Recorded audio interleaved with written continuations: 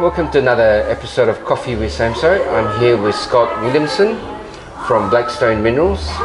Blackstone has a project, the main project at the moment is in Vietnam.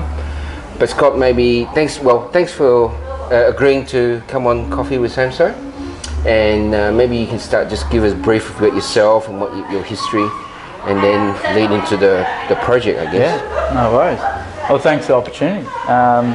Really excited about the format, and You're great. a guinea pig. Yeah, yes.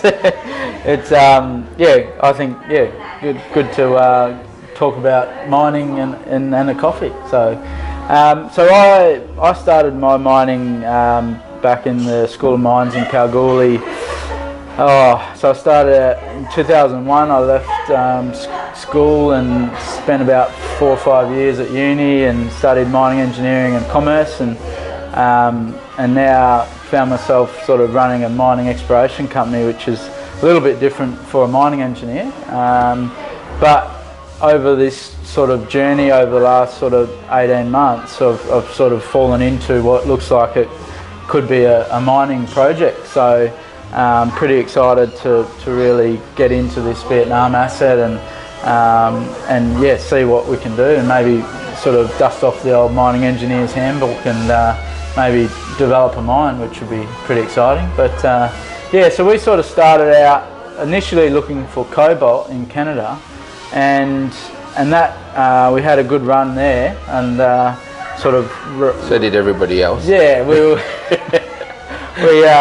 we were sort of lucky that we sort of got onto that at the right time, and unfortunately that has turned against a lot of us, and we're still really excited about our cobalt project in Canada, but the market sort of had other ideas, which is fine, and we'll still work that up in the background, and there's a lot of good work that we want to do there, but unfortunately, the market sort of follows the spot price, and so the spot price of cobalt went from sort of $95,000 a tonne to currently about $30,000 a tonne. So the market, I suppose, went against us a little bit there, but we think that cobalt's still a great place to be over the longer term, and that's why we're continuing to work up that asset. But really excited about the new acquisition, which is the Tarkwa nickel project in Vietnam. So yeah. I think touching on the cobalt, the sort of,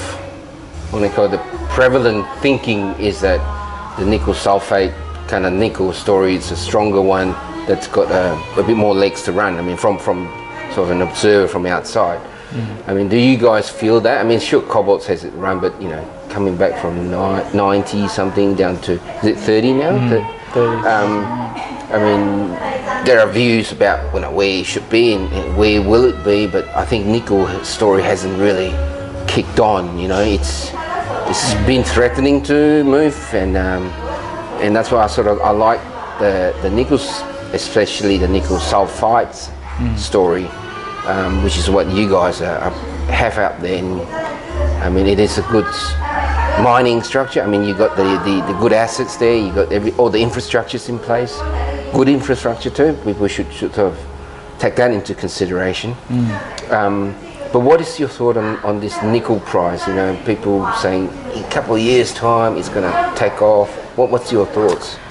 Yeah, so the interesting thing is that currently the battery market for nickel is very small, and so the current sort of movement in the nickel price hasn't really started to, I suppose, reflect the demand that's coming from batteries and electric vehicles. So we think this is a story that plays out over the next 3 to 5 years. So and the nickel price will sort of start to reflect that in due course. But there's potentially some buying of nickel and speculation of what's about to happen. So the LME warehouse stockpiles are reducing significantly. We think that there's potentially battery manufacturers that are sort of stockpiling nickel because it's going to be difficult to find nickel sulfide particularly in 3 to 5 years' time. So nickel sulfide is one of the most difficult metals to explore for and discover. So Nickel laterite is more abundant, but it's more difficult to process. So with a nickel laterite, you have a technical sort of hurdle, which is the metallurgy associated with that, whereas sulfides are much easier to process, and the metallurgy is much more conventional. So unfortunately though, they're a lot harder to find. The good thing about the Vietnam asset is that the nickel sulfides were discovered back in 1960s, and in the early 1990s they sort of moved towards modern exploration techniques, and they discovered a significant amount of nickel. And the previous owners have spent over $100 million on capital infrastructure, and that's $100 million I don't need to find. But also the previous owners weren't focused on exploration, so they went to the first target, drilled it, explored it, understood it, mined it, and then stopped exploring. So the whole time that they were mining, which was only 3.5 years, there wasn't any exploration for the next deposit. So most mines in Australia and around the world, you're always exploring for the next I suppose, extension to the mine life. That didn't happen, and they got to the end of the mine life and stopped mining, and they put this processing facility on care and maintenance, and it's ready to go. So we can turn this back on fairly quickly, but the plan for us is to really understand the geology before we do that, and so there's 25 targets that haven't been tested. There's a large disseminated body right next to the existing underground mine. So this is an underground mine that's been built as if it was in Australia. So it's been run by Australian contractors, it's been built to Australian standards, as has the processing facility or the concentrator. So our plan is to, before we turn it back on, really understand the geology, make sure we understand the mining and the metallurgy before we move it into the next stage. So another key part of what we're looking at is the downstream process that can produce a nickel battery product. So whether that's a nickel sulfate or a nickel hydroxide or an intermediate product that can then be fed into the battery market. So when this mine was put into care and maintenance, the battery, I suppose, revolution or electric vehicle revolution hadn't started, and so the previous owners weren't sort of focused on the downstream process as much as we will be. So the other reason we're looking to go downstream is because there's a tariff on concentrate. So what's happening in Asia and also Africa is that the governments are forcing miners to move downstream through processing. And the Vietnamese government have done this through a tariff. So it's a 20% tariff on concentrate. And the previous owners paid that tariff, so they paid the government $65 million. And our plan is to move downstream and then remove that tariff, and we'll improve the economics of the overall project, but also we'll increase jobs and we'll also inject a significant amount of capital into the country to produce that downstream product. So yeah, there's a bit of work ahead of us, but the first things we need to look at are exploration and geology. Then we'll move into the mining and the metallurgy. It's interesting. I mean, I guess in some sense, the fact that you guys are looking downstream is a different point of view of how to make this project work. A lot of projects that you get, people have refurbished projects, go back and do the same thing, and the problem with that, in my view, is that the cost margin's the same. 20 years ago you went broke for a reason. 20 years later you're going to go broke for the same reason if you do the same thing, because price and cost sort of follow each other. So it's good that you're looking at these kind of concepts. It just gives it that different view, a different opportunity, I think, from an investor point of view. I mean, Asia is Vietnam is, we all know from that part of the world, it's quite tough to work with. I think we touched on some of the ways that you guys look at, to go forward.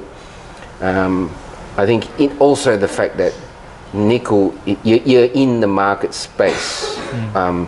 You're stone's throw to Japan, Korea, China.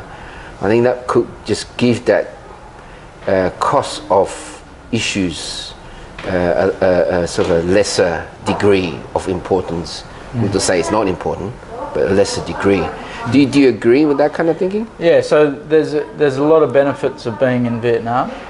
The labour cost is some of the lowest labour costs in the world, it's actually one of the most preferred jurisdictions for manufacturing. So a lot of large manufacturing companies are moving out of China into Vietnam because of the lower labour costs. So it's a great place for us to sort of move downstream because we can do things at a much lower capital requirement, but also lower operating costs as well. So yeah, with this I suppose downstream process, it's all about increasing the payability on the nickel. So one thing that a lot of people don't realise is that the nickel miners often don't get 100% payability. They're looking at less than 100%. So what the downstream process is all about moving towards 100% payability on your nickel. And the further we can get towards a final nickel battery product, then the closer we can get to 100% payability. And then if we can counteract that with low labour costs and low capital hurdles, because we're in Vietnam, then it just really helps with those economics. I suppose the difference it being that there is an established mining industry, so we're not sort of going into a region that doesn't have mining and doesn't understand mining. They definitely understand mining, but they do want to force, I suppose, companies into that downstream process, which we believe is a good thing because of those low labour costs and the low sort of requirements to move that towards that downstream product. I think that's quite common now in Southeast Asia. The Indonesians did that with their commodities and to force people to actually add value in country as opposed to shipping out ore. I don't think it's any different in any other Southeast Asian countries to say that. I mean, that section, that part of sort of northern Vietnam is as well known, is quite rich in commodity. Mining activities is quite common there. Do you think that's going to give you that upper hand in terms of future exploration targets or success, you want to put it that way? Yeah, the geology is probably some of the best we've seen. We've mined and explored all around the world, and this is sort of the type of geology that you sort of expect in Australia maybe 100 years ago, that's just completely untouched. And the reason it's been untouched is Another one's coming. Yep, fantastic. Thanks. Can't have coffee with Samso without coffee. Good. Thank you. Thank you. So yeah, it's a rift zone that goes all the way into China, and as soon as you get to the border, there's nickel mines lined up all through China in the same geology. So the only reason I believe that there's not more mines on the Vietnamese side is probably because of this tariff.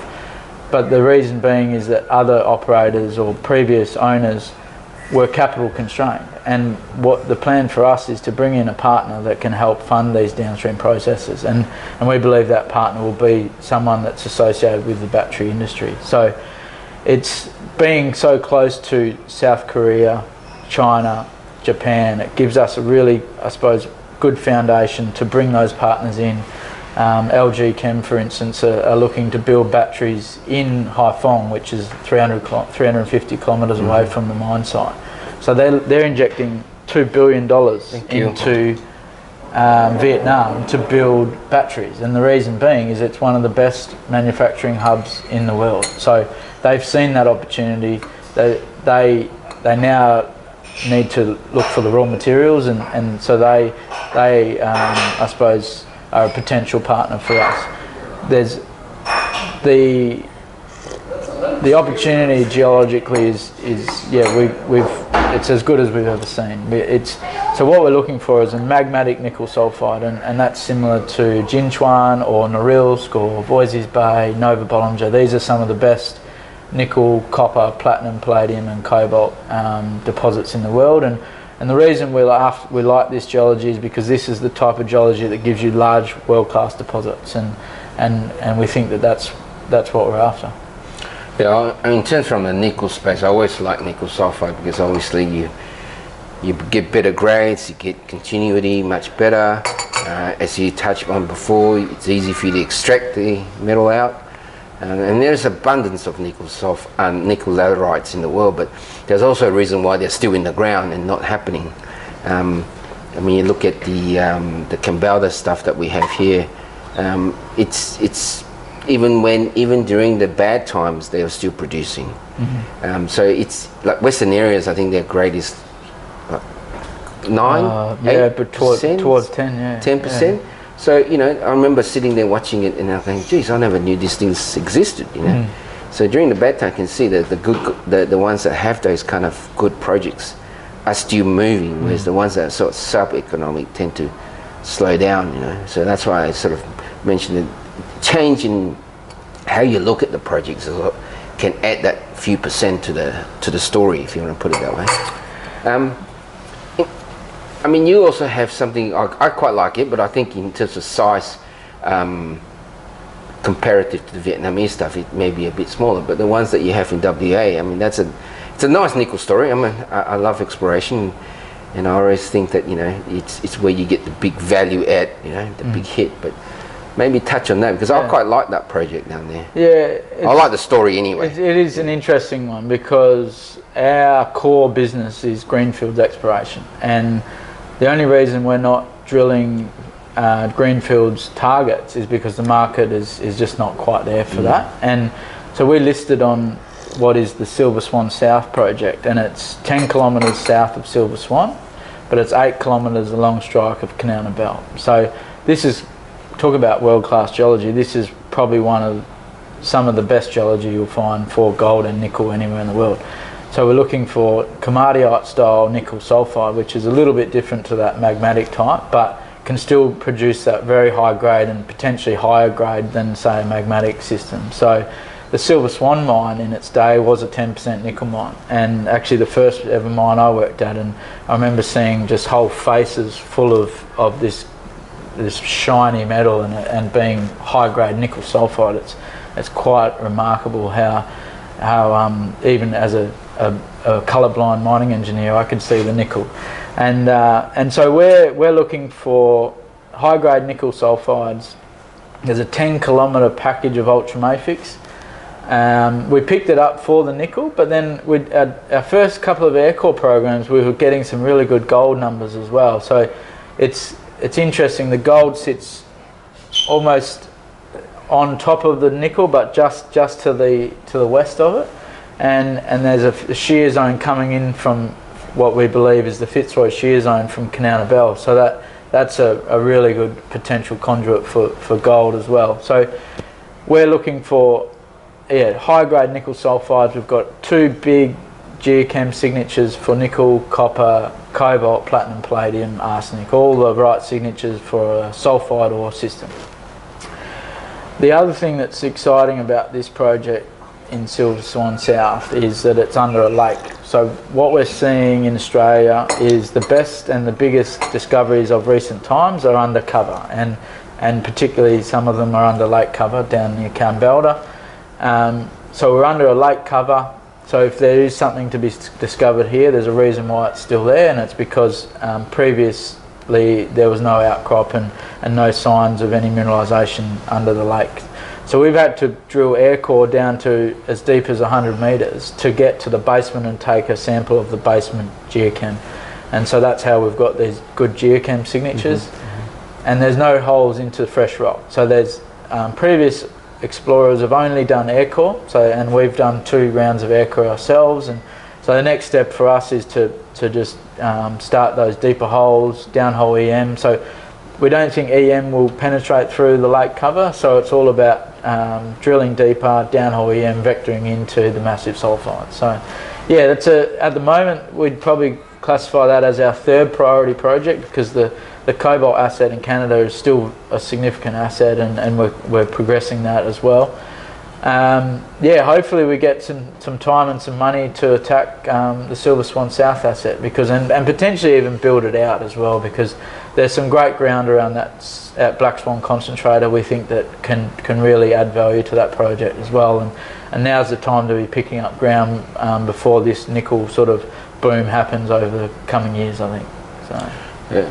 I think what I like about you guys is when I first got to know you, probably when you had a presentation in Singapore, and you were selling the cobalt story, and you were doing quite well in share price. I think you were in the 40s or 60s or something. 40 to 50, maybe even 60. Yeah. But you know what is good about you guys, even though you know that sort of didn't pan out the way everybody wanted to, but you did do what you're going to do, and you raised the money, and you had the story, and you went after it. I think that's all an investor can ask for, really. So I think it's this one in Vietnam is really interesting. I mean, it's you're a mining scenario. You get your geology right. I think the price will come. If it's not 12 months, could be 2 years, 3 years, but it will come. But it will take you that time to develop it anyway. And I think that's the key. That's the focus, and I think that's what I like about the story. Whether it ends up well or not, no one will ever know now. But I think at least you got the right smoke happening there, which is one of the things why I thought this would be a nice story to talk on. And but yeah, Scott, if you got anything else you want to add on, or do you have anything else? No, I suppose just on that, we as explorationists, and I think you're spot on with that comment, because if we're not drilling and having a good crack at the geology, then we're not doing our job properly. And that Little Gem asset was a great example of that. We raised $5 million, we drilled it, and we killed it. And what we uncovered is actually some much larger targets. That's a lesson. Turn your phone off. Sorry, go on. That's okay. So what we did is we drilled around the Little Gem, and it was a little gem, and unfortunately it wasn't the scale that we needed to build a modern day mine. But then we went back and did our systematic exploration and realised that there's actually a bigger system and a bigger play there, and it's almost too big for a junior, and that's why we're looking for partners on that asset. But it's all about, and so Steve and Hamish, they've been doing this for 20 years. So, and what we do is we drill to kill, and we're not there to sort of muck around. We sort of, it's not a lifestyle here. Like we work very hard and for our shareholders, because our shareholders want results, and they understand the risk reward. So there's a significant risk to what we do, but that's why the upside is so great. So the way I sort of like to, being a mining analyst or stockbroker, I for the people that don't understand what we do, I like to sort of consider the fact that the upside is potentially 10 times your money, but the downside is you halve your money, and that's a lot of people forget that the downside, which is halving your money, and a lot of people aren't ready for that, and that's what happened with this first project.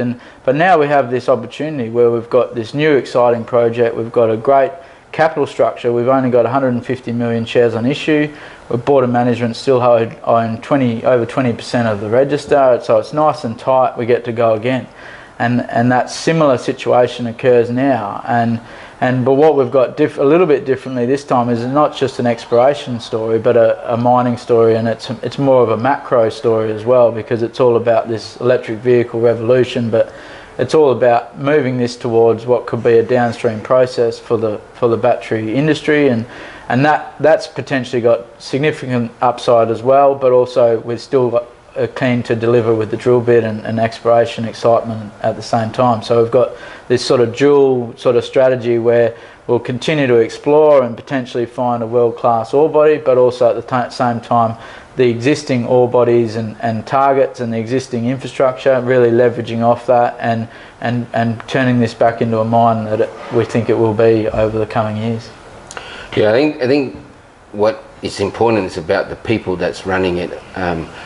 Technically the project, I mean, we've seen many projects sort of fall off its ass and because of this or because of that, but when you got the right crew there, I mean, Hamish has been doing stuff around, and and for yourself, I've seen it that you actually said you're going to do this, and you did do it, and it just goes on. But the fact that you want to make sure that the actual percentage of delivery, the actual deliverance is done, is key.